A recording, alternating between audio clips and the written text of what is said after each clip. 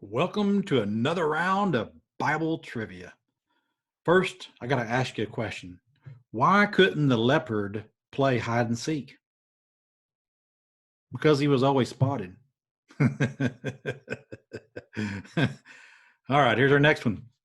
Got one more joke for you. In a Catholic's cafeteria, a nun placed a note in front of a pile of apples and it said, "Only take one. God is watching." Well, further down, there was a pile of cookies and a little boy made his own note and it said, "Take all you want. God is watching the apples."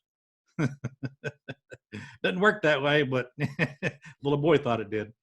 All right, let's get on to our questions. Before I do that, give you a quick rundown. I'm going to give you 10 questions worth a point apiece, give you 2 bonus questions. They're worth 3 points, or it takes 3 points away. And the bonus questions are optional, but with everything combined, you can get up to 16 points. So let's begin with question number 1. Who was the father of many nations? Was it Ishmael, Abraham, or Jacob? Genesis 17 verses 1 through 5 tells us that the answer is Abraham.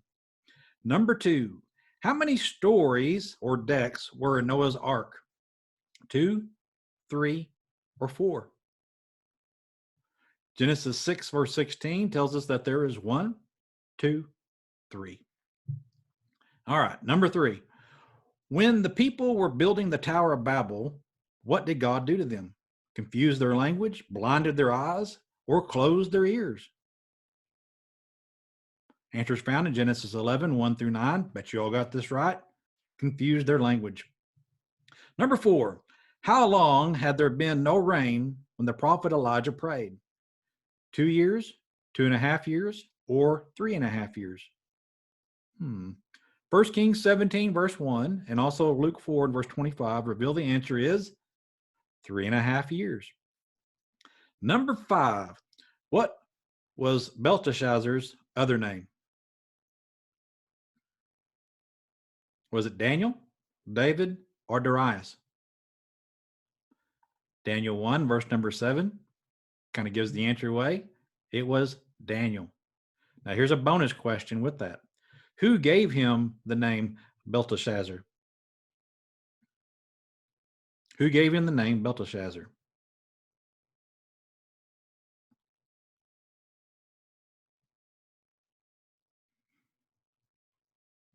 The answer is the commander of the officials of Babylon. So it was the commander that gave it to him. Again, that's found in Daniel 1 and verse number 7 as well. All right, let's move on to our next set of questions. Number 1, David had been made king of Judah, but who was king of Israel? Was it Joab, Ishbosheth, or Abner? 2 Samuel 2 verse 4 verses 8 through 9 tells us it was Ishbosheth. Which of Ishbosheth's commanders switched his loyalty to David? Was it Abner, Joab, or Paltiel? 2 Samuel 3 verses 8 through 10 tells us it was Abner. Question number 3. What was Ishbosheth doing when he was murdered? Sleeping, eating, or fighting in battle? 2 Samuel 4 verse 7 says he was sleeping. He was sleeping. Number 4. What happened to David after the death of Ishbosheth? He moved to Bethlehem, he married Ishbosheth's widow, or he was crowned king of Israel. 2 Samuel 5 verse 3 says he was crowned king of Israel.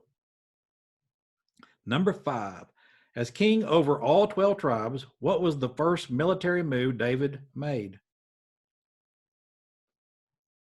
Took a census, captured Jerusalem, or assigned duties?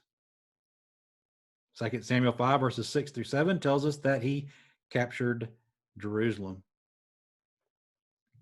All right, this is the bonus question.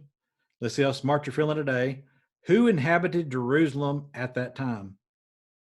So who was it that inhabited Jerusalem at that time? 2 Samuel 5 verse 6 tells us it was the Jebusites. Well, how'd you do?